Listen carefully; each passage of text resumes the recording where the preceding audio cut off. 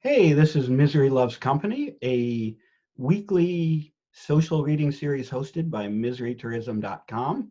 Every Friday, we welcome outsider and transgressive authors to come and share their work. And I'm getting tired of saying the same goddamn thing every week, but I guess that's how it is. First up this week, we have Derek. Derek was going to be reading, I think, a piece that we published on Misery Tourism. We just dropped the link in here. Yes. Can you hear me all right? Loud and clear. Awesome. Thank you so much.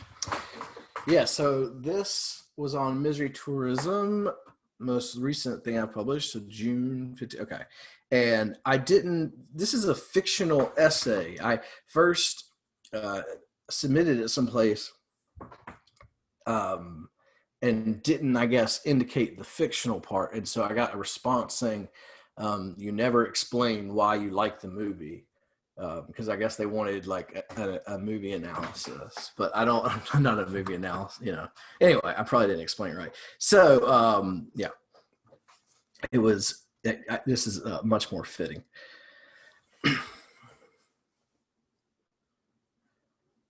I've always had some trouble with friendships with other boys and men. I've come to want them very badly, but lose them, sometimes usually quite dramatically, violently more than once. That's not important. I watched Tombstone over 100 times on video in the mid-90s in my living room. The blinds were always set so that no light could get in anywhere through the house. My parents slept in separate beds and also did not speak to each other or me much either. If I had a brother, I don't remember. Turkey Creek asked Doc Holliday why he was out here fighting in the mud, getting shot at by cowboys with the red sash. In fact, what he said exactly was, "What the hell are you doing this for anyway?" And Doc said, "Because Wyatt Earp is my friend." And Turkey Creek Jack Johnson said, "Hell, I got lots of friends." And Doc said, "I don't." I cried right then there every time. I didn't have lots neither. Neighborhood kids, well, John shot squirrels and killed them, skinned them. His mom cooked the meat. I was scared of guns, and Andrew took me out to the woods, said, "Drop your bike here, we'll walk the rest of the way." And we walked the rest of the way, and he dug a hole in the ground, stuck his penis in the hole, and I watched him fuck the ground and cover up his seed when he's done, and he laughed, and I didn't, and Steve punched me really very hard on the mouth, bloodied my lip, because it looked like I needed my ass kicked, he said. And when Johnny Ringo said, "My fight's not with you, Holliday," and Doc, so pale, coughing up phlegm and blood, says, "I beg to differ, sir. We started a game we never got to finish. Play for blood, remember?" And oh my God, Ringo's face gets as pale as Doc's about and just sheepishly says, "Oh, that. I was just fooling around." I wasn't. When I moved out of that house, I was 16. I never went back. Some of those rooms, bad things. Say when. We practiced what I could and could not say to the doctor on the drive there every time. Wyatt Earp, look out for Doc Holliday. He came in the saloon and said, "Hitting it awful hard, aren't you?" And Doc said, "Nonsense. I've not yet begun to defile myself." And I learned what that meant too. I let a little green snake loose to live in my room, hoped he'd grow to be a copperhead and bite his poison on my command. Wyatt has his brow furrowed expertly with a masculine grace. What makes a man like that, Ringo? What makes him do the things he does? A man like Ringo has got a great big hole right in the middle of himself. He can never kill enough or steal enough or inflict enough pain to ever feel it. What does he want? Revenge. For what? Being born. I still don't either have a lot of friends. I'm writing a history of why they left, or intend to besides.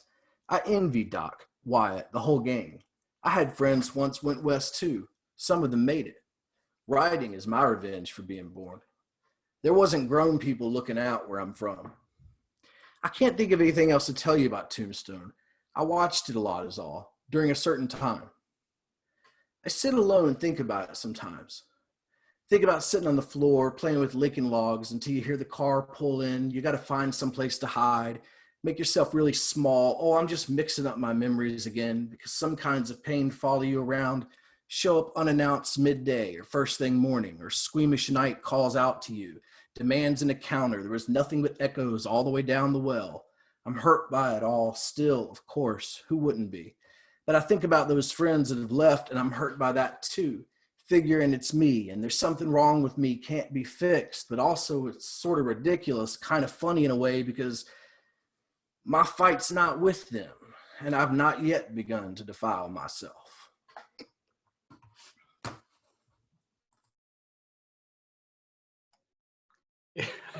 So I'm having some trouble unmuting my mic here, but I fucking love what you've done here. And it's fun. The anecdote you told before is funny because I can't imagine someone reading this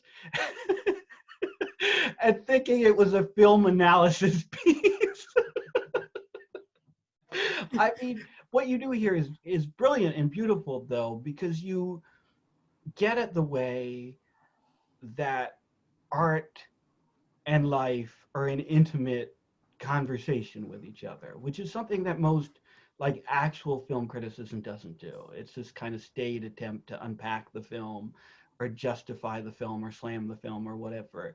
And there's so little writing, I think, about how art, and especially about how like film really becomes a part of like, becomes inseparable from our lived experience, right? And I think you get at that here. Like your memories of the film are no different from your memories of life, and they're like this kind of psychodynamic union that's really fascinating and really true, I think. Thank you. Yeah, thank you. That's awesome to hear. I think about that a lot with forms of media in terms of most people don't think about things in a theoretical academic way, the way that critique is generally done. And I like critique, so I like thinking about stuff that way, but most people don't. But everyone feels movie, music, those sort of cultural things as a place in time, you know what I mean? And so I always like to think about things that get like sort of unnaturally scarred for a person that someone else might love, you know, when it comes to music, whatever. And it's because it's still, art is still an individualized experience. Yeah, absolutely. Absolutely. This is my favorite thing of yours that you've read, Derek, so far. I don't know. It's just, I mean, it's always superficial on my part when I comment, but I'm not nearly wasted like I usually am when I do. So I really liked Some of Those Rooms, Bad Things. Really like that phrasing. I don't know. I just felt like that for me was one of the standout lines. And obviously you brought it all back home. And that made me laugh to myself. I've not yet begun to defile myself. I mean, I like to tell myself that, but you know, yeah, just yeah. Doesn't it mean that there's more life to live when you're at that point? You know, like if you still haven't done the worst thing, then that means there's things still to come. Yeah, which is why I like this, and I like a lot of the stuff I really resonates with me is stuff that people could view as being kind of dark or depressing, or people have been through these things. I mean, I always bring it back to Hunger by Hampson and my different readings with my best friend at the time. At the end of the book, it's a down and out kind of typical dirty realism thing, and he goes off onto a ship at the end. He's been living on the streets and just starving. And my view was, well, this is another chapter. I thought it was rather an uplifting ending. And my friend was like, do you know the horrors that await him on that boat? Like, look at what this whole, 120 or whatever pages has been. But I tend to take that view. So I guess, yes, Derek, we agree. We've yet, look at that. Look at that. But yeah, no, just anyways, I'll just stop. But Derek, Derek, was it your piece? This is one of my all-time favorite pieces there, but I'm dyslexic and I have a really hard time with names. Are you the one who did the piece that had the doll tableau in a room and you did a voiceover? That is that was one of the best things I have ever seen and heard. The combination of the the visual and the oral, that was amazing. That was Thank amazing. you very much. I mean, I still think about it. I'd love to be able to. Have you published that? That piece is coming out in X-Ray in September, which is to me that's like it's like one of the best places. I love all the stuff they have, so I'm super happy about that one. That one comes out. But I want to. It'll be interesting how it reads because it is a spoken word piece. But yeah. No, but the visual on it, I've been telling people about it, so I'd love to be able to share that. So I look forward to it coming out in September. You said. Yep. Yeah. Great. As long as we're all talking about our favorite pieces by Derek. Okay. I should say something that we published, but my favorite piece that you've read actually, I don't think it had, I could be wrong. I don't think there was any like stage setting about it or anything. And I don't even remember the name, but it was at like, that like borderline hallucinogenic piece that you wrote that was like set largely in the desert, I think in Nevada, about your friend who killed himself, or should say the narrator's friend who killed himself. That piece was some otherworldly, like phantasmagorical shit. That piece was like transportative. I don't know. Anyway. Thank you. That's awesome. I appreciate it. Thanks for letting me But I do want to say before we move on, Josh, I've not yet begun to defile myself. You should get that on your fucking tombstone, buddy. That is actually a very good.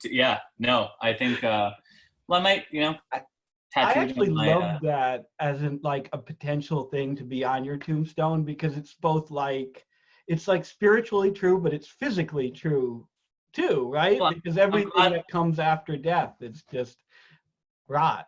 I'm glad we're all envisioning my tombstone here. You know what?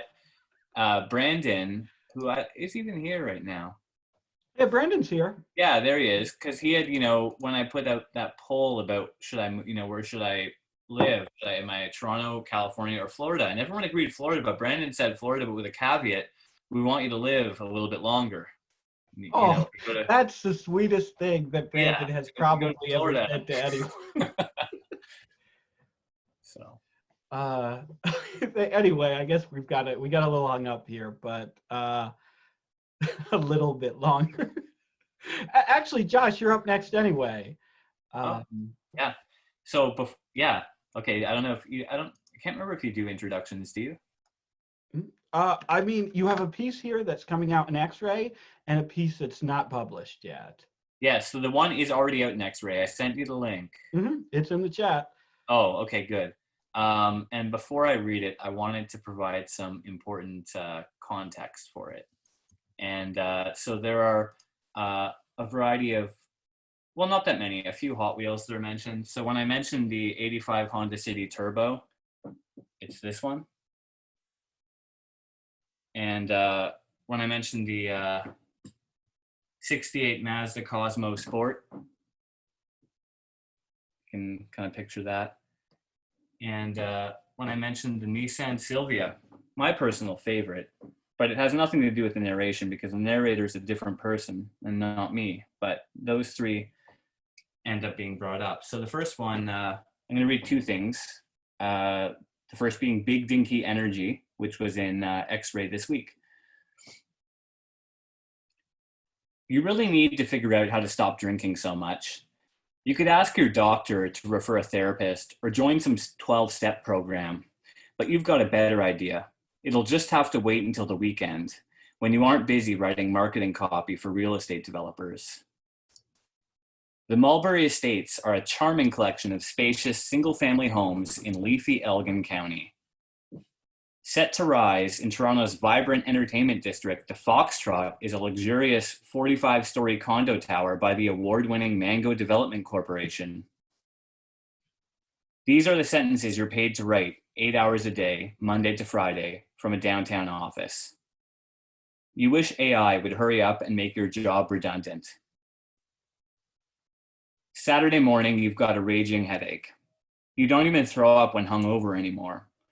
It's like your body is tapped out from the constant abuse, or maybe it's just your natural state now. Though you're resolved to stick to your plan no matter how shitty you feel, you're also nervous and pace your apartment for an indeterminate length of time.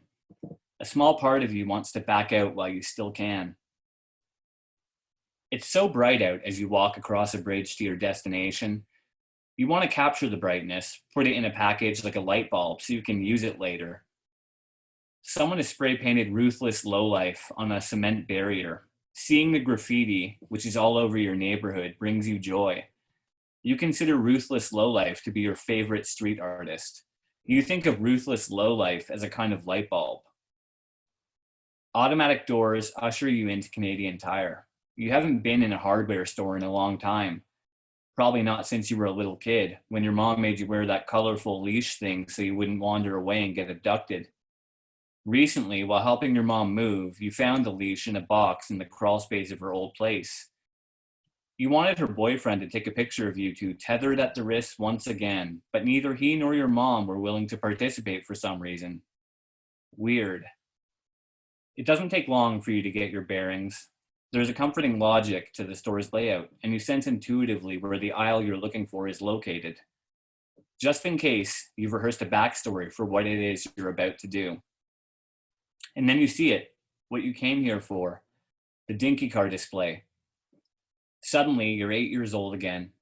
You've never had alcohol. Your organs are pink and healthy. You wake up early to watch cartoons. Your main concern is your Hot Wheels collection. You are safe and secure on your leash.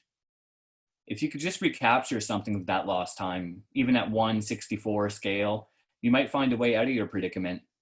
These die-cast toy cars haven't changed in decades. Something of your childhood remains static, sealed in plastic, and perfect. So you flip through the packages, picking out a couple models. An 85 Honda City Turbo, a 68 Mazda Cosmo Sport, a Nissan Silvia. You're already making plans for an Instagram account to post pictures of your toy car collection. You'll create it when you get home. The username will be @BigDinkyEnergy. You stand in line feeling like you did the first time you bought condoms. You hope the cashier is an old person, someone whose judgment you don't give a fuck about. Instead, you end up with a hot 20-something ringing through and bagging your items. You feel totally castrated. Just picking these up for my nephew, you say. He really loves Japanese cars, you add. The cashier avoids eye contact when she hands you the bag. As you walk back over the bridge on your way home, there's a City of Toronto truck pulled up to the curb. Someone in a City of Toronto uniform is power washing Ruthless Lowlife off the cement barrier. You just wish some things wouldn't change, and you're reminded of the versatility of grief, of all its variants. Then you notice something else. The bag you're carrying is so much lighter than what you lug home every day from the liquor store around the corner, and you think maybe you're more excited to open its contents too.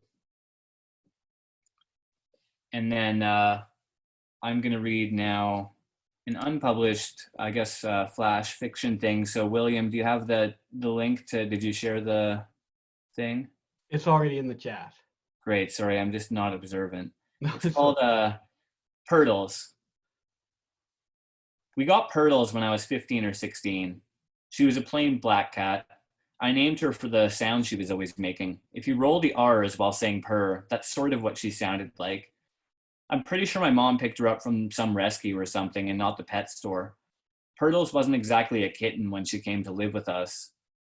Also, it seemed like she had seen some shit. Like, she just wasn't domestic. What I mean is, she desperately wanted to escape the house right from the start. It was a compulsion, the kind that often stems from trauma, at least in my experience. The first time she darted for the door, probably on the day we got her, we managed to catch her. It wasn't thanks to anyone's agility or intuition. Purtles just froze, right on the precipice of freedom. She had what she wanted most, and she seized up. It was so close, then it wasn't. We snagged her by the scruff and took her back inside. From then on, me, my little sister, and my mom had to be really careful whenever we left the house. We knew we couldn't give Purtles a second chance. Our cats were always indoor cats, and outdoor cats were always getting fucked up by raccoons. So we watched the door like prison guards. When any one of us left the house, we only opened the door far enough to slip out sideways. When we brought in groceries or new furniture, we'd make sure to lock Purtles up. Same for when guests were coming over. The measures were working, but Purtles was getting desperate. And one afternoon, she somehow managed to get into the ducts or vents, looking for a new way out. We heard her thumping around overhead instead of purtling. We were freaking out because of what would happen if she got stuck. We were renting the house, and our landlord clearly wouldn't be thrilled about the situation, having to tear apart the walls. And if we couldn't locate her in time, she'd starve up there. I didn't even want to think about the smell or the sounds that would come before the smell. Fortunately, it didn't come to that. After an hour or so of spelunking, realizing that this was not the way, Purtles reappeared. She purtled for her dinner, which hadn't been set out yet, and lapped it up. She didn't try anything else for a while, and we remained vigilant. A month or so went by this way.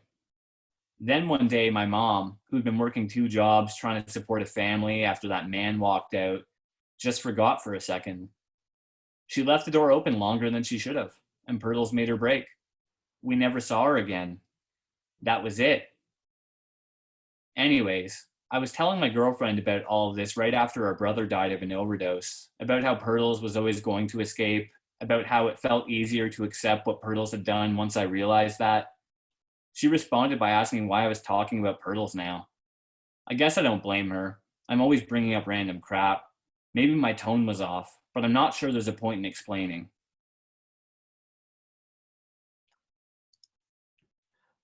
Those were both fantastic, Josh. And both reach a kind of moment where you're not supposed to laugh, but you have to laugh, right? Which I think which is what sincere dark comedy does. Right? It gets you to this moment of extreme truth where you see a parallel that you're not supposed to see, that life hides from you, whether it's the loss of a human life and a cat escaping, or there's an amazing turn of phrase you use in the first one, the versatility of grief, which is just, I don't know, that blew me away. Along with the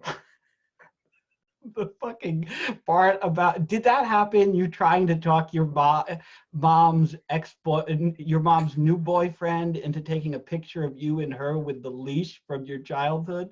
Is that a real thing? So the thing is, I'm actually a clown and a jester in real life, and you know what? I did, and they were actually totally willing. But I thought it would be funnier to make it that makes sense. You're right. It was funnier because that makes you think of the implications, right? Yeah. Yeah. And thanks for the versatility of grief thing. That was a line I was actually kind of proud of. I like to have a lot of the Flash stuff. I like to have 1 or 2 lines that are still kind of, I don't know, it might sound base, but literary. I like to have that, absolutely, just something there versus, and that's kind of what I don't like about Purtles as much, because I don't think it quite has that one line, but I also really like what I don't know. I ripped off a format.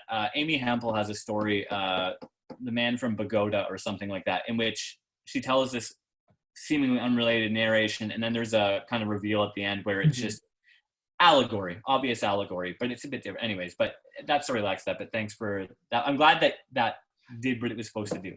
See, I think Purtles works because it denies that expectation of allegory, right? Because you think you see the parallel, but then you see why the girlfriend doesn't get the parallel, right? You see why it falls apart, because it's oh shit, at least on a human level, these things are not the same, right? These are morally the same. They're not emotionally the same. And it kind of reveals a kind of truth in the parallel. It also reveals something about the banality of the perspective that I think elevates it over one of these pieces that's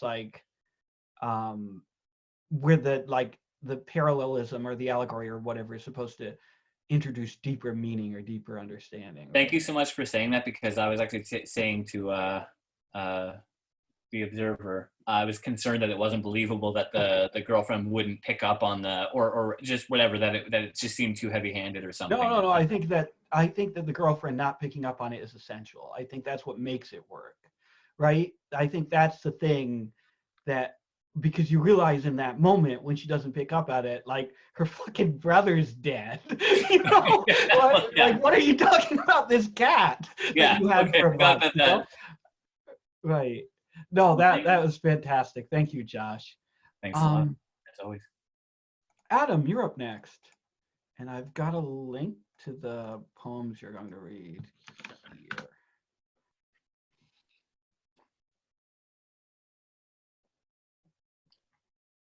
Good. Oh, I almost heard you for a second there. Should I read? Yes, Okay. It's all yours, and Mike sounds good. Okay. So I have just 4 short pieces. I call them poems, but they could also be flash pieces. They're just structured like a poem. The first one is called Tucson. They were down in Arizona for a wedding, he and his wife. It was a getaway. It was warm weather. They stayed an extra night at the Residence Inn. They went out to eat at a P.F. Chang monstrosity. He got drunk, 4 signature cocktails, then a rum and diet, then another rum and diet, then a rum and diet. He joked with the waiter about it. They had some lettuce wraps. They had sesame chicken. They had edamame with kosher salt. At the end, she ordered tiramisu, and at the end, he had 2 white Russians. When they got back to the room, he got the shits. He was in the bathroom with the fan running. He ran the sink. The room was spinning. He was hot. The room wasn't cold enough. He mumbled some bitchy remarks about the air conditioning and about the P.F. Changs. Then he wiped his ass with some of the guest towels, out of spite. Then he tucked them up above a ceiling tile. He had to stand on the toilet to get them up and in there. It was part of his fight against the world, his little prank. Then he passed out. Then they checked out the next morning. He left the key card for the room in the room. Comme il faut, he said in the French. That's what he said to the clerk on the way through the lobby. Then they flew home, he and the wife. He got drunk on the plane. It was after 1. Then they landed. She helped him home. He was driving. He was tired. Then he went to work on Tuesday through the cold. He complimented the tie his boss was wearing, the boss he despised, the boss he wanted to tell off for 8 years running. This one's called Dan the Man. When she got home, he was standing at the fridge eating from a bag of mock crab. He looked like skeleton and skin, his mixed drink next to him on the counter like an oxygen tank. He hadn't brushed his teeth in 70 or so hours. He smelled like the old blankets used by the boys at the moving company where he worked, but they canned him a couple of weeks back for showing up blitzed and giving everyone his little red-eyed speeches. He asked her if she wanted to watch Dancing with the Stars. No commercials, he said. It's recorded, he said. I made vodka cokes, he said. She showed him the text and waved the phone under his nose. Then he went white as a sheet. Then she stormed off. In the living room, she threw an ashtray through a glass lamp. It was the only thing he saved from his mom's house when she died. He came into the room chewing his crab. He saw the lamp and lunged at her, but he missed and fell into the drywall and left a dent in it. She went to the bedroom and started to pack up her things. He came in huffing and puffing with crab in his newfangled beard. I'm sorry, he said. Jesus, don't leave me, he said. But she did. They always do. Then she came back. Sometimes that happens too. Then one day she left him for good. He called from time to time. Once when he won 10 grand on a scratch off and called to tell her about it, where he bought the ticket, that kind of thing. He lived on for a while, mostly because he snacked on fruit. He was from an era where the alcoholics did that. The last she heard of him was through his sister. She called one day out of the blue. He was still alive, but different in a way. They found him in the yard. He'd passed out pushing the gas mower. The engine fell over on him and kept idling and burned off half his leg. This one's called Ben's Smother Party. Ben was a hard ass. He said things like, suck it up and don't be such a cunt. Well, Ben got old. He was on oxygen, a little white plastic tank with a handle that he had to carry around. Then his mind started to go. Toward the end, he just kind of grunted and wheezed. He coughed. He spit at people. He cursed. He picked at his TV dinners. He was confused. One night when he was sitting in his chair watching his show, they told him they had a surprise. They coaxed him up, away from his program. They led him around. They had to hold him up by the arms. People were whispering things. It sounded like they were arguing about how to do something. Then they all agreed on something.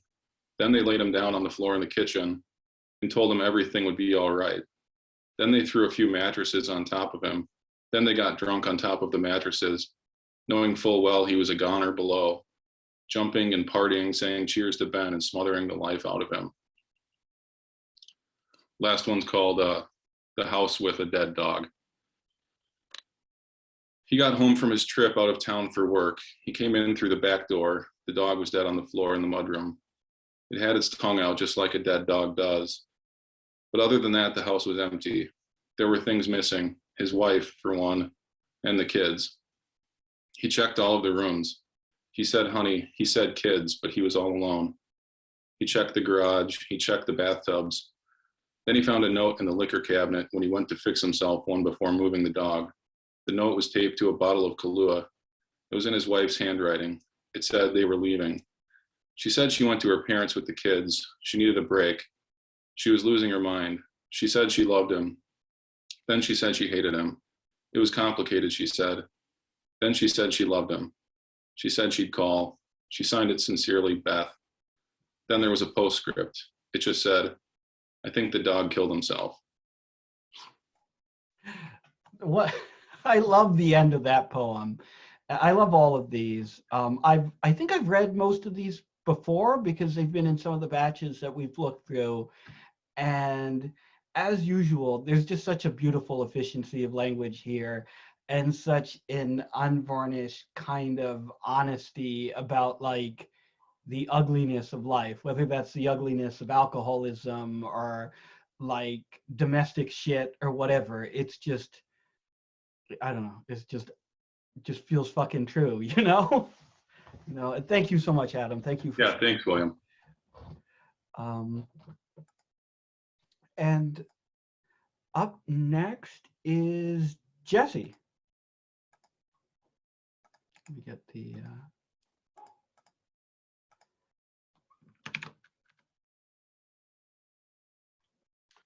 Okay. One thing to say is that the story takes place in Cooperstown, New York, where there's a hotel, and a lot of families come from all over the country to go to Cooperstown, and there's these camps that they put their kids into to play baseball, like Little League baseball. So.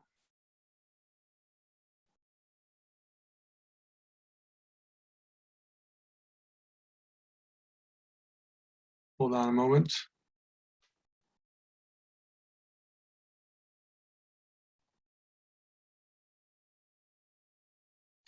Darren Riley of Chattanooga, Tennessee, sat in the unspoken libidinal haze of the cavernous, crowded dining room at the Iroquois Hotel in Cooperstown, New York. He sat with his two boys, Jake, 18, and Tommy, 11, and his fiancée, Janice Sugarman, at a table nearby the large double doors headed into the kitchen. They had just sat down to what would be the final dinner given by the hotel to the public before the entire building shut down and became an impenetrable fortress inhabited by the Hall of Famers arriving for the 2015 Hall of Fame induction later in the week. The crowd at dinner tonight had a kind of superstitious, voyeuristic quality. They were getting a thrill out of sitting in the same chairs where the pro ball players would be sitting in just a few days.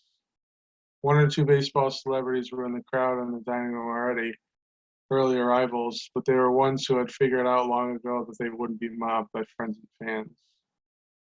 I wish we could hide out in here, Tommy said, and creep around here at night. He was wearing a blazer, dinner was formal at the Iroquois, and his mop of hair was held on by an Atlanta Braves cap. Tommy was attending Diamond Dreams Camp, which was one of the many camps in the Cooperstown area for kids to play baseball. Tommy was playing there for a week while Darren, Jake, and Janice stayed in the family accommodations. They bring in dogs to sniff out trespassers, doofus, Jake said. Is that true, Darren? Janice asked. She had never been to Cooperstown before. A young man in a black waiter's uniform politely leaned forward and poured ice water into each person's water glass. Darren had made sure the four of them would be dining by themselves. Yeah, but that's for bombs, I think, Darren said. And drugs, maybe? He had to speak a little louder to be heard over the carpet of noise from the rest of the room. Why would there be a bomb? Janice seemed worried.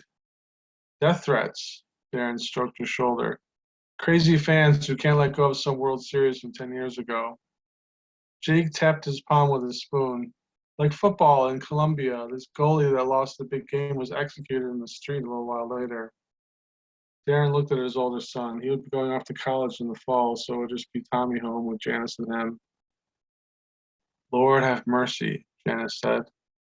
From out of the chaos, a female form materialized over Darren's shoulder. Good evening. Can I take your drinks order? Foreign woman's voice. Tommy answered first, root beer. Can I have a beer, Dad? Jake asked. Darren nodded, not looking up yet. Jake ordered Budweiser, and there was no checking of IDs. Janice ordered a Pinot Noir. And for you, sir? He turned his head up and finally looked at her with his third, fourth, and fifth eyes and could see her whole vasculature of blood busily glistening underneath her skin. With his two regular eyes, he could see how the black and white cocktail waitress outfit highlighted her cheeks flushed from the heat of the bar downstairs. In his mind, she had been hustling drinks up and down the stairs all evening, and he could psychically peer into the momentum and subtle drama of her shift as it unfolded in time. I'll have a Bud, like my son Bud here. He looked at the brass pin on her compressed, full chest. It read, Agnieszka. She was from Poland, he guessed. He watched her scribbling their orders into her tiny leather notebook, and his sixth and seventh eyes, his future eyes, watched those reddened capillaries of her cheeks graying as they emptied of all life, and her blonde hair continuing to grow for several days after her death, whenever that might be, eyes couldn't tell, like his lawnmower's rotors spinning for several seconds after it had been shut off, until drifting to a halt. I get your drinks order for you, okay? Once she left, Janice looked down at her lap and said, wow, she was a babe.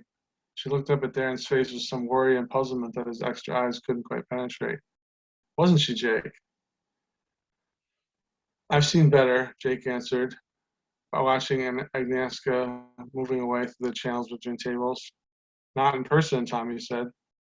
She had an accent, Darren, Janice said. Do you know what that accent was? She looks like a Sweden person or something.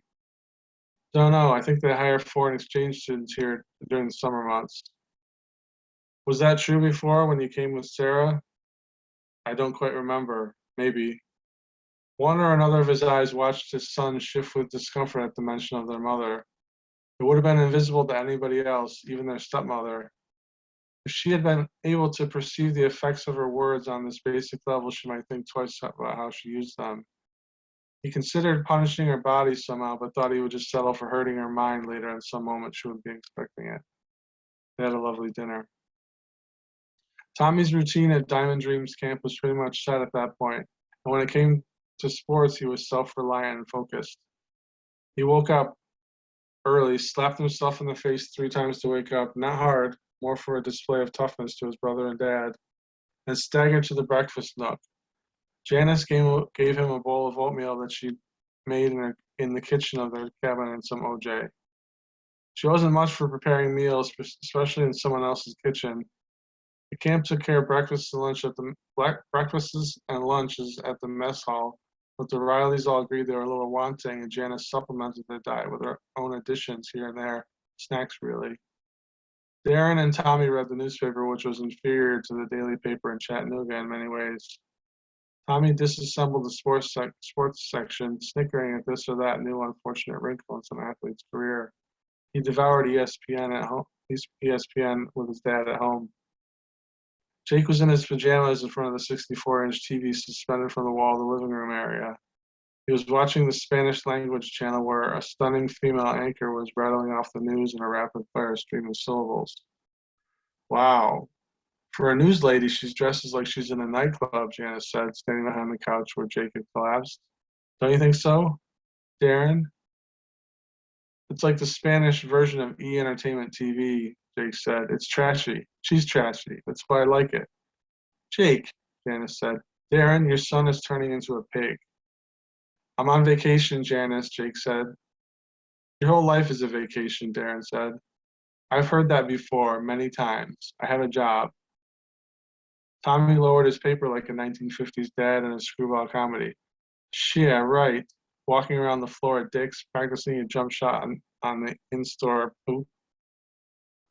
Do you need that much makeup and jewelry to read the news in Spain? Janice asked. Look there. She really wanted him to see. She was always asking him to look at things. He gave some of his eyes to the TV screen. Janice was right. The news anchor was thin and sluttish and looked like she was out for a night of cocaine and dancing in Barcelona. She was in a glittery black sleeveless shirt and slim pinstripe pants that hung low off her narrow hips. A kind of small, bejeweled cartouche was suspended from her visible belly button piercing. Superimposed on the screen, Darren saw the inevitable replica overlaying the Spanish woman, with whites for eyes and mouth hanging open, tangled black hair wet to the touch with Beth's sweat. He snickered, but inside he contemplated with fear the hurdles he would need to leap over if the eyes ever commanded him to fly to Europe to hunt down and kill some woman he saw on the TV. He guessed that in the days before the invention of TV, before portraiture even, the eyes had been satisfied to select their victims at first sight. And just like live music was preferable to recorded, murder was much better with someone within arm's reach. He wasn't a long-distance stalker driving 8 hours to Hollywood to slaughter a nominee for Best Supporting Actress he'd seen on HBO. Besides, Agnieszka was European, and something had brought her across oceans into his view. He could sit still like a spider or alligator as prey haplessly stumbled inside the fatal radius of his knife. He thought with amusement that one wish would be to collect heads from around the globe, one woman from each country. Another wish, since he was at it, would be to time travel and find not famous historical women to be had, but their servants like the plain Jane downstairs beauties from Downton Abbey. It was one of his favorite shows, to Janice's baffled delight. It was one thing to observe the panoply of women's throats in movies and magazines, but when a real flesh and blood one was selected out of the crowd, it was time to obey the eyes and act. And I will stop there. That was incredible, dude. That, Jesse, I love the way that you write fiction. And I love this because this is such a dark and insidious piece. But what I love about this, though, is it would have been so easy to go the exploitation route and focus on like the nastiness and the ugliness and the violence. But instead, you focus a lot on like the domestic detail here, on the mundane shit that's happening from minute to minute, which I think is what really elevates this kind of writing. Like, I think that's kind of how you have to write about a psychopath or a sociopath, right? Like, because if you just indulge yourself endlessly in like the horror of it all, I think that's a fiction, and not that all of this isn't fiction, but that's a fucking lie, right? And the way that it is here, like the banality of everything really makes it more powerful and more fascinating, I think. Thank you. These are parts of a longer thing. So thanks for listening to it. Yeah, I'm eager to see or read the rest of it or hear the rest of it, one of the above. Right. Thank you so much, Jesse. Thanks. Gigi, you're up next. All right. I've got 3 poems. This will be pretty quick. And you're going to be reading from your book, right? Which is out now, huh? Hold it up again. Hold it up again. The people I think it's out. Yeah. It's out on the 13th, but I've just been shipping some to people, so whatever. Awesome. So it's yeah. half out, half in. Sure. It's all yours. It's all. All right. So I've got 3 here. All right. This first one. Oh wait, no, that's just the 3rd one. Hold up. All right. This first one is called Steam. I spin my wheels of hate to the hate station, fill the car with hate, get a nice hot cup of hate. Full of hate, I drive hate miles over the hate limit. The hate police say, I hate you. I say, I hate you too. They let me off with a warning. This one is called Pressure Change. A baby is crying on an airplane. Get a fucking load of this guy, I say to other passengers. I point at the baby with my fists. It has a little hat on. That is a baby. It does not know it is a baby, someone says. I rip the side of my 5-pound paper bag of sugar and shake it empty. The baby looks at me. I tip the hat off the baby's head. Hey, fuck you, man. The baby licks its arm and rolls its head back. I point to a poem. Do you understand this? I jam my poetry book into the baby's face and it cries. You do not even know the ShamWow is a sham, I say quietly. The baby licks the corner of its chin. I call for the stewardess and stand on my seat. I take off my shoes and wave them in the baby's face. The stewardess asks me to sit down. This baby cannot even tie my shoes. I feel a hot tear. The baby looks me in the eye and shits itself. I collapse in my seat, sobbing. Now, is that better, says the stewardess? Sugar is everywhere.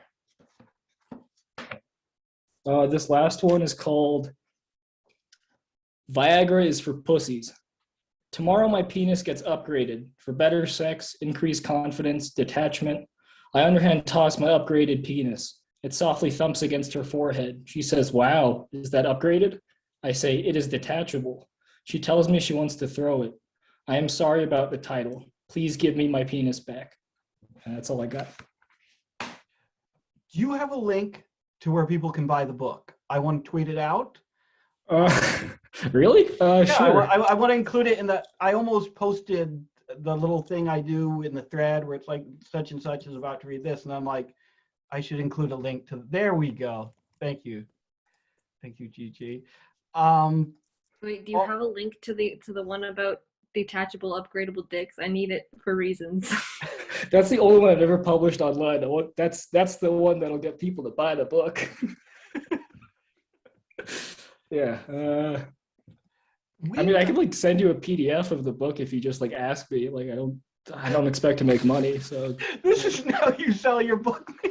I still need to get a job, you know, like. Yeah, I hear you. I hear you.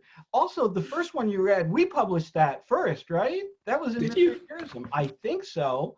Steam? Yeah, that one was, yeah. Yeah. Yes, that's still one of my favorites. I know Rudy and I lost it over that one when you submitted it. Anyway, thank you, Gigi. And the link to his book is in the chat, or if you're watching this on YouTube after the fact, go to the Twitter thread. I put it on the Twitter thread. Thank you. Okay, up next is Gianluca with a fresh piece of criticism from his Substack. Let me just get the link here.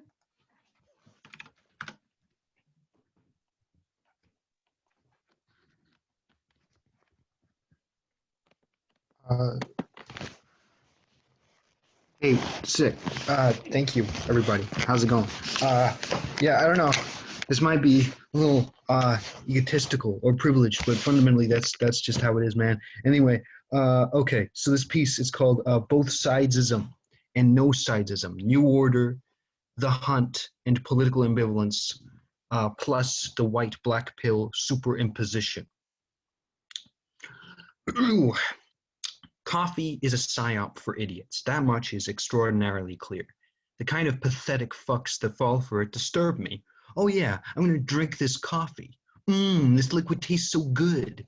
You also look like a wanker when you drink from mugs, which is why it is a lot more acceptable to drink coffee out of a can. Oh, I just need my coffee. That's right. Announce your drug addiction. Be a good little drone. New Order by Michel Franco. What does it mean to both sides of conflict? When it does not succumb to weak centrism, I would argue this impulse is noble. Now, this might be a somewhat mealy-mouthed sentiment to those who associate both sidesism with centrism. Depicting two elements is not only in the wrong, but equally so when it is demonstrably not the case, is what constitutes both sidesism as a pejorative. As someone who believes in the power of art to complicate, I agree that both sidesism itself can itself in its attempts to complicate end up presenting its own simplistic paradigm, the idea that apathy or centrism is the solution or appropriate response. This itself is not an original idea. I appreciate New Order's attempts to combat the idealization of revolution. Too many people think of revolution in the abstract. They do not consider the death and suffering that will result from a revolution. is not to say I'm anti-revolution, as we are all currently standing on corpses. An example of this is the phrase late-stage capitalism, which is indicative of a religious mindset when it comes to deliverance from social ills. The idea that capitalism will collapse all on its own is fundamentally opposed to the Marxian slogan, socialism or barbarism. I would argue this more Manichaean interpretation is the correct one. Left accelerationism hinges on the idea that there will be a point at which things will be so shitty that revolt will be inevitable. As neoliberalism expands, the methods with which it beats apathy into the populace will also expand. How can we be so sure that we will not simply passively observe the world worsening as we do now? Furthermore, can the environment afford more overconsumption? This is why the conservative idea of leveling up is wrong, as if everyone consumed like the rich, we would be in even more trouble. What kind of world will we be inevitably saving? A solution would be a collective decrease in availability of consumer goods and a greater emphasis on public transport. Hopefully, we would eventually phase out unnecessary consumer vehicles.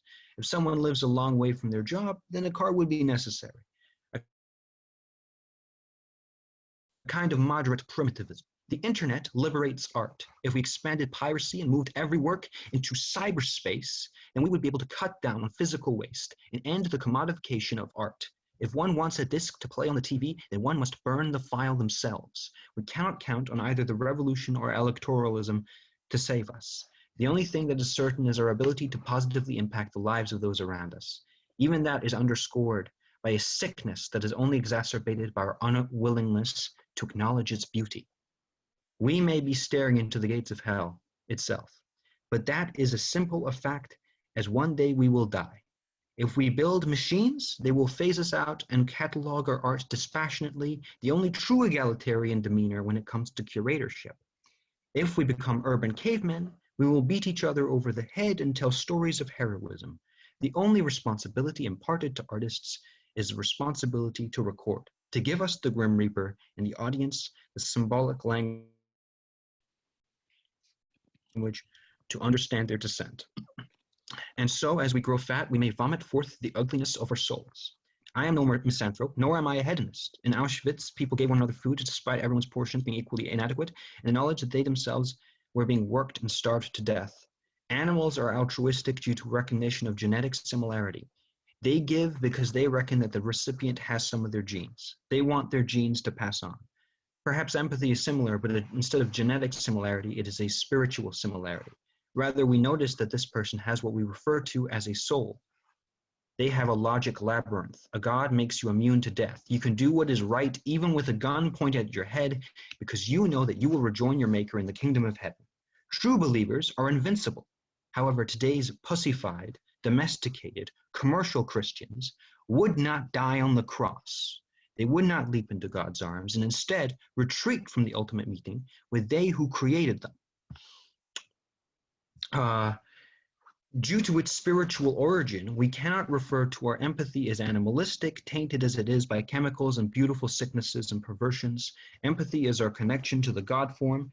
Oxytocin is the dogmatism drug, and yet it is also the foundation of all beauty. Everything that we are is dependent on a balance of chemicals. That is not to debase man, for these chemicals allow us to connect to the God form that we create. That is, oxytocin and DMT are God. And they were created by God, so we could be. I would say I am a Hobbesian in regards to human nature. We need the government to threaten us into compliance. I am a statist. I would not regard the state of nature as wholehearted condemnation of humanity, as it is brought about by people wanting to protect themselves in the release of heterogeneous desires that could not be medicated or acknowledged because of the state's existence. Thus, the state is God. Oxytocin, the state, and DMT make up the Holy Trinity. And there's a little diagram here with oxytocin, the Father, and this state as the Son, and DMT as the Holy Spirit, and there's God in the middle there. Both sides and no sides are closely related. They are, in a sense, identical, apart from the latter more explicitly exposing the violence of the status quo. A charitable interpretation of New Order is that it demonstrates the Trotskyian principle. The big bourgeoisie likes fascism as little as a man with aching molars likes to have his teeth pulled. The violence of the protesters is de-individualized. They are a pure destructive force. Meanwhile, the violence of the military dictatorship is thought out. The protesters blocking off areas and displacing individuals from hospitals is a byproduct of their activities, whereas the blockading of certain areas by the new dictatorship is entirely intentional. One nice bit of symmetry is when both groups ask individuals to take off their shoes. While the revolutionaries use symbolism to justify this order, you have walked over us, now we are reclaiming those implements you utilized to accomplish that. The military simply requested in an act of bureaucratic thuggishness. The film is thus an impartial account of the inevitable reaction of the oppressed being used as justification for greater oppression. Sometimes someone I discussed the film with described the treatment of the bourgeoisie as hagiographic, as the rich family were seen to forgive the poor who rose up against them and did not retaliate. I disagree with this view, as the bourgeois family are shown to be friendly with the military at the end, due to a general within that regime being one of their own. The hanging of the protesters is overseen by both the bourgeoisie and the military. The Reign of Terror may have killed more than 50,000 people between the two summers of 1793 and 1794, according to alphahistory.com, but the retaliation killed far more. Fundamentally, I do not want a narrative to be created that the oppressed can do no wrong. Revolutionary action can be self-serving or misguided. This is a truth not often acknowledged. Instead, platitudes about some members going too far are relayed, as if revolution doesn't inherently carry with it the potential for collateral damage, as all wars do. Why would a war against the state be any different? I would argue that there exists retaliation against the state that is an irrational and inevitable explosion of heterogeneous elements where people pursue what they have been told is beyond them and desirable and enact, if they can, violence against the strong. The strong survive as they do and retaliate. One could argue that it is telling that the film is more subtle about the failures of the bourgeoisie and their main sin is complacency rather than violence. In New Order, the bourgeoisie is not explicitly violent and instead relies on others to do the violence for them. The main explicit critiques of capitalism come through the dependence workers have on the goodwill of their employers and that it created a condition that prompted people to engage in violence against their oppressors. The protesters either could have remained under the yoke of people who lived in a separate world to them, conveyed to the film being told initially through the eyes of the bourgeoisie, or rebelled. In a sense, the film is arguing that there is oppression or failed revolution. Mexico is fucked. Pressure builds due to the complacency and greed of the bourgeoisie, resulting in it being double fucked by a horde of rioters, which opens up to being triple fucked by the new military order. The author is just as much a character as any of his creations, and so any biases that our particular version of Michel Franco may or may not have makes the film more interesting and valuable rather than less. The depersonalization of writers is either a Hobbesian demonstration of the state of nature can reduce men to animals, or it dehumanizes the oppressed and treats them as a universally negative force. Either interpretation yields useful insight. We need to destroy atoms. Only by accelerating what the right calls social degeneracy and allowing for the honest expression of heterogeneous thoughts can we as a society eliminate the barriers that encircle us. Capitalism may be an obstacle to this, but I would also argue that the existence of atoms is an obstacle. Once men and women are finally honest with one another, and the incels are delivered from their status via awareness of their own capacity to exist as people, we can begin phase 2. Phase 1 is the alignment of white boy summer with black queen summer. Phase 2 is the spreading of the awareness of the fact that the world is composed of symbols and narratives rather than atoms. Once we realize the incredible subdivision imposed upon reality, we can edit these symbols and thus reality. We believe that we exist and therefore, and there are atoms, and so this occurs. Phase 3 is total Zen accelerationist destruction. Once men and women have achieved complete harmony and awareness of one another as entities and beings, they can finally collectively not believe in atoms and collapse into the void. This is the final step. This is the road to freedom. There is a path to end all suffering. You should take it. The Hunt by Craig Zabel. Have you ever been operating logic labyrinths with no desire? You end up observing what art you should think is good and what you should think is right or wrong, but there is ultimately no feeling behind this judgment. You agree with your judgments, you think they are sound or conducive to a good artistic or moral environment, and so it is not a case of being influenced by the preconceptions embedded in wider society. It is simply that you no longer derive emotional satisfaction from these judgments. Sometimes I think very Philistine thoughts, and I can't help believing them even when I know I am actively opposed to them. To become a machine is to embody the critical ideal, to maintain a distance from the work and only be operating off a consistent set of standards. Another critical ideal is elimination of bias. Once again, the artist's one responsibility is to record, which is something a machine, a documentarian, or a critic cannot do. Bratz Kids Sleepover Adventure is an interesting movie. Its direct DVD nature and very young target audience would cause many to write it off. Right out of the gate, the original soundtrack is horrible.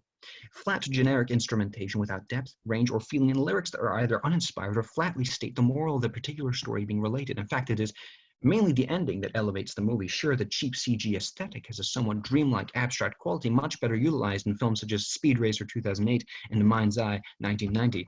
And the story about the dog ordering Chinese food was somewhat amusing, but the movie, for the most part, is barely wrote. Also, the story about the charm bracelet offered a refreshing perspective on the nature of forgiveness, with the presumed child audience encouraged to empathize with the crushing guilt of the protagonist, and forgiveness is offered with no caveats to the pain and difficulty of having confessed to such a selfish action. This is radically contradictory to the attitude toward forgiveness today, where all the empathy is directed toward the wronged party. The stories featured within are less horror stories than moral parables. The evil is easily defeated, and through confession of one's sins. The only true horror stories are the first and last ones told by our heroes. The first deals with a true malevolent, unstoppable evil, and the other features our protagonist victimized by forces beyond her control that she barely manages to escape. However, in both cases, the protagonist is punished for their moral failures, be they looking at the mirror for too long or bragging that they are not going to find a ride particularly scary. The movie starts from a place of horror, arcs through Save Kids movie moralism, and then returns to where it started. This is where the movie becomes a little more interesting. The girls, through pressuring the hostess of the sleepover, Ginger, into telling a spooky story despite her clear discomfort, cause her to run away. When our heroes try to apologize, they discover that the house is abandoned and decrepit. Ginger, however, inhabits, along with a grayer version of her father, all of our heroes' houses. However, when they approach Sasha's house, they frighten Ginger and her family as they have unknowingly become the monsters featured in Jade's story. They have crossed from being the purveyors of moral truth to that which is heterogeneous. They used to employ peer pressure to enforce the arbitrary social rules of what constitutes a sleepover, but now that they are that which operates at the fringes of society. Their loss of control of Ginger coincides with their loss of control regarding reality and the narratives they spun, as indicated by them meeting characters from their stories while fleeing Ginger's house. Ginger's dropping off the facade of being a human rather than a ghost destroys the boundaries of fiction and reality. When she no longer exists as a fiction/performance in the real world, she disperses into the fictional world, taking our heroes with her. This interesting reversal of control reframes our hero's sense of authority in relating these tales. The ending presents no solution or escape in contrast to the clean and moral reality of the in-universe fiction. And so the critics are destined to have no soul. This is evident in critics praising Black Widow 2021. It is evident that we do not demand as much of our media as we did before. Our critics are programmed wrong. I don't know if I'm programmed wrong or correctly. You know, when I am under the yoke of optimism, I feel no satisfaction. When I am fully confronted with slow death and my own lack of self, I feel a little better. Nothing is more wonderful than complicating a hierarchy, other than perhaps doing it successfully. I am energized only when I have nothing left trying to make me feel better. The hunt plays into the conservative victim narrative, that much is evident. Despite this, it was lambasted by many of those same conservatives being politically divisive before release based on its premise alone. To frame a work as irresponsible due to political divisiveness is a tactic of a rank coward. So there may be a couple awkward conversations around the dinner table. These are simply things that once lay in the background, rising to the surface. To combat political divisiveness is to bat back the rising tide of truth and encourage a false sense of equivalence. What does it matter if we are all American or all British? I respect no such arbitrary familial sloganeering. I am an individual first and foremost, or rather something pretending to be one. What is political divisiveness but a work expressing a view that does not fit to the pussified political platitudes that define respectful political discourse? First, it was newspapers utilizing this ugly phrase. Now it is soy molding young men with YouTube channels. The Hunt, at least, has the balls to say, yes, we are different. At the core of the Hunt's worldview is its free speech absolutism. The people victimized here have expressed incorrect and perhaps even harmful views, and yet the violence visited upon them is depicted as horrific. The violence in this case is analogous to removing an individual from the public sphere. For if someone no longer has the right to speak, do they truly exist? We are our ideas, and our ideas can only be reacted to and commented upon if we are able to relate them. Through speaking, we bring ourselves into existence. Our protagonist is depicted as in the right due to her perspective emphasizing survival above all else. While the liberals and conservatives fight, the fox simply searches for food. In this sense, our protagonist is Reynard the fox, And Athena is Isengrim. However, Isengrim's puny attempt at revenge against the wily fox is in this case paranoid, as it is ambiguous whether this particular crystal is the correct one. I don't particularly like this decision, as it weakens the film's stance. For a film about political dehumanization and not seeing the other side as a vermin to be exterminated, the human beings that, however imperfect, are simply reacting their own way to societal pressures, surely setting up a real-life battle royale is immoral enough. This last-ditch attempt at making the villain even more unlikable and incompetent almost robs the film of any complexity it may have had. One question that rises from Crystal's role as hero is this: does she personify political apathy? I would argue no. Her position as average person that just wants to get on with her life is not necessarily apolitical. She strikes me as simply conservative that is slightly more rational than her exaggeratedly bigoted counterparts. Similarly, there is a member of the liberal antagonists who occasionally points out their hypocrisy but still engages in the game. The politically motivated fortnight in real life, originating from a joke, exposes the ugliness behind the jokes liberals make about the rural South. I would argue that the scene where our antagonist Athena is fired is less representative of her lack of empathy, as TV tropes a gaping abyss of non-understanding claims, and more the cowardly nature of the centrist ghouls operating her company. The true villain of the hunt's chronological beginning is thus the cold, apolitical hand of public relations. Initially, I could not help but feel the ending of the movie rang a little false, as while Crystal was nicer on an individual level to the airplane hostess than the liberal antagonists, the policies she would advocate for would actively make the hostess's life more difficult. However, I realized that such judgment itself relied on the tribalism the film was rebuking. After all, crystalism, what? After all, Crystal was an individual human being with not a lot of political power. The white-black pill superimposition. Life is too long to do nothing at all. If anyone is tempted to do nothing, I caution strongly against it. I am ruled by dopamine and my futile attempts to regard myself as moral. When I fry, looking at my accidental, sun-bleached child crisping up, I can look to myself and say, I did not directly contribute to this as much as I could have. And that will be something. Anita Sarkeesian once tweeted a rebuttal to CNN stating that the article's emphasis on personal choice when it came to climate change was wrong. People claimed she was hypocritical because she performed media criticism, which apparently rests on the idea of personal responsibility. However, I would argue that hypocrisy is not present in Anita's claim. The reason for this is that media criticism deals with the flexible economy of attention. It is much easier to get people to direct their attention to less misogynist works or reconsider their opinions on works they enjoy than to get them to stop eating meat or drinking out of plastic straws and such. Even if it weren't, ideas are not tangible, and so Anita is operating in an entirely different realm. Whereas physical resources are tied up in a system that an individual cannot change on their own, it is much easier to change one's approach to media and evaluate its connection to a wider system of thought. Thus, the two realms are sufficiently different that personal responsibility can matter in one and not the other. I do think systemic change is necessary. I do not think it will occur. I do not even think that my ideas are even that workable on a literal level. They instead represent a general direction I would like humanity to go in. I have not watched Anita's work, and the same can be said of many of her detractors. However, this accusation of hypocrisy, fatalism, irresponsibility can probably be linked to a knee-jerk reaction to her reputation rather than the idea she was espousing. It's easy to be moralistic about people creating the demand that itself allows for overproduction, wastefulness, and decadence, but that ignores the system itself fosters such demand. I hope that I can point to a white-black pill superimposition, not so much a fusion like the American melting pot where everyone's identities are subsumed into one label, but instead like the American salad bowl, where contradictory cultures can exist in one geographical area, in this case, two contradictory ideas. I think one does not owe assimilation to the country one is in. The only thing you owe to a country is to follow its laws. And considering the unjust nature of certain laws, perhaps paying your debt should not be the highest priority. In a sense, true black pill and not half-assed existentialism or positive nihilism, as coined by Twitter users who have read no nihilist literature and have no idea what the term even means, comes from progression beyond the existentialist creation of essence into the realization that essence is cope. We are engaged in social games to distract ourselves and fantasies that lift us to heaven in one big game of cosmic cope. This critical distance from ourselves allows us to be cognizant of objective reality and its cruelty. Only through this awareness are we allowed an unrestricted view of our logic labyrinth. Only through our soulless critical distance can we chase our dopamine, knowing that we do so for ourselves and others. We persist despite ourselves. I hope I don't sound too positive.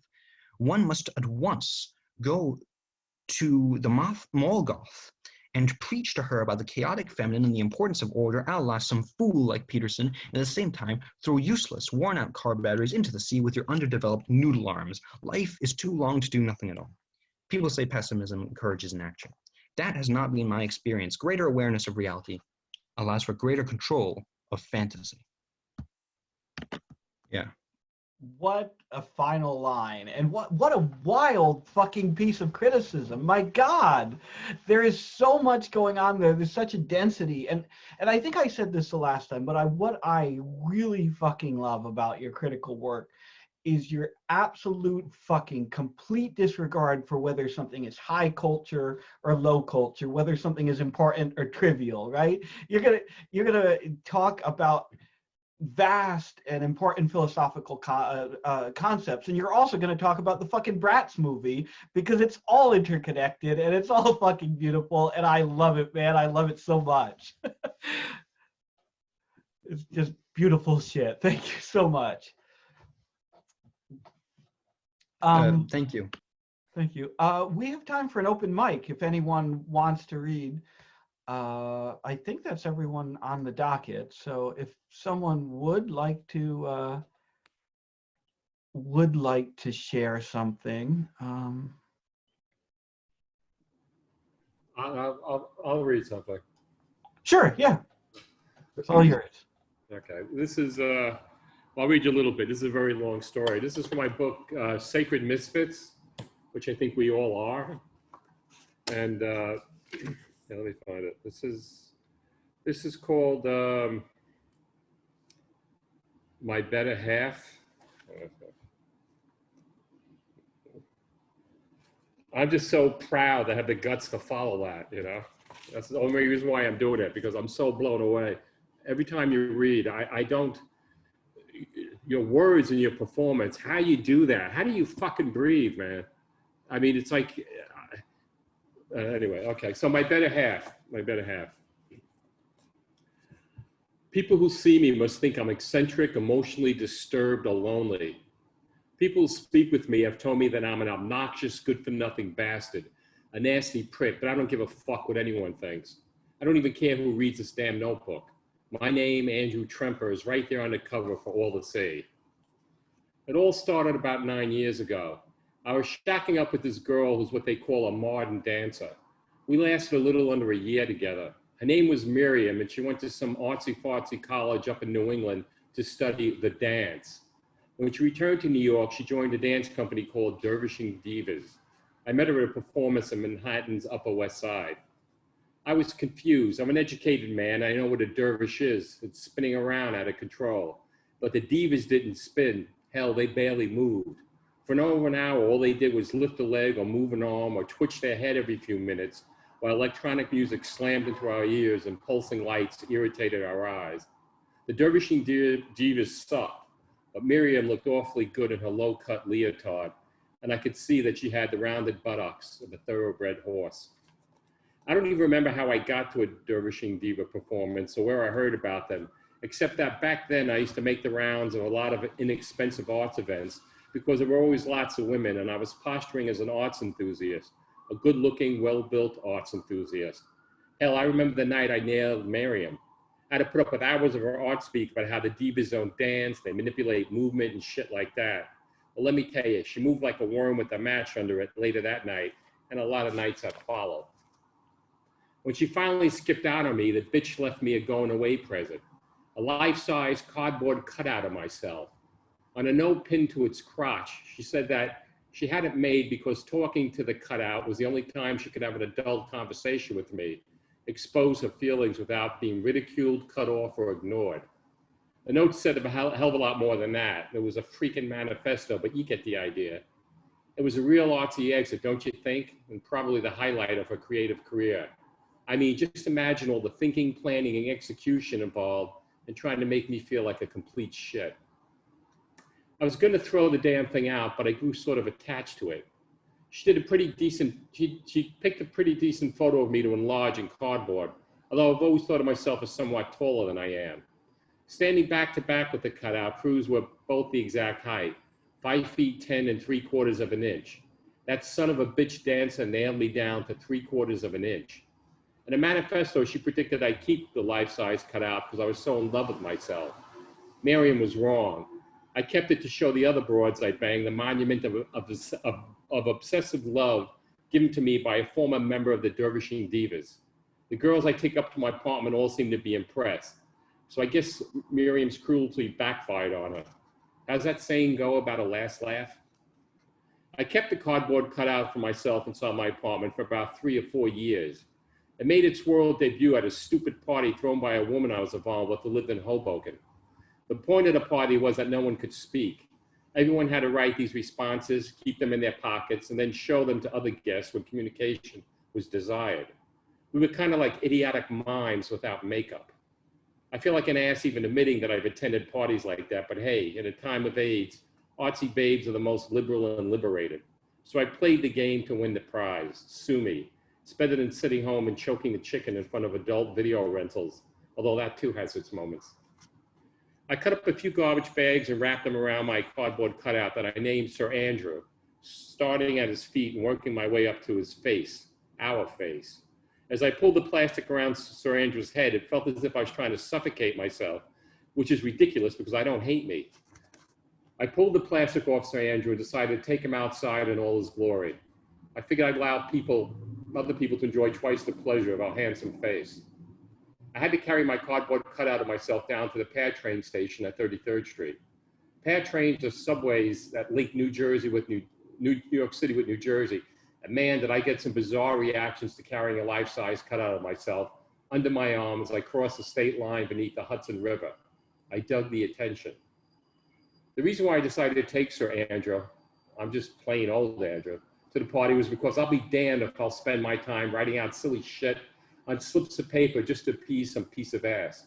They want me to be silent at the party, fine. They could talk to my life-size cutout Sir Andrew. He won't answer them back. Sir Andrew was the hit of the party. A gorgeous redhead even slipped me her phone number when a hostess wasn't watching because she wanted to hook up with the, quote, creative genius that turned the party's conceit into what she said was a new art form, or some crap like that. Yet all I did at the party was smoke some pot, down glasses of gray cognac that the label said was made by monks, and eat like a pig.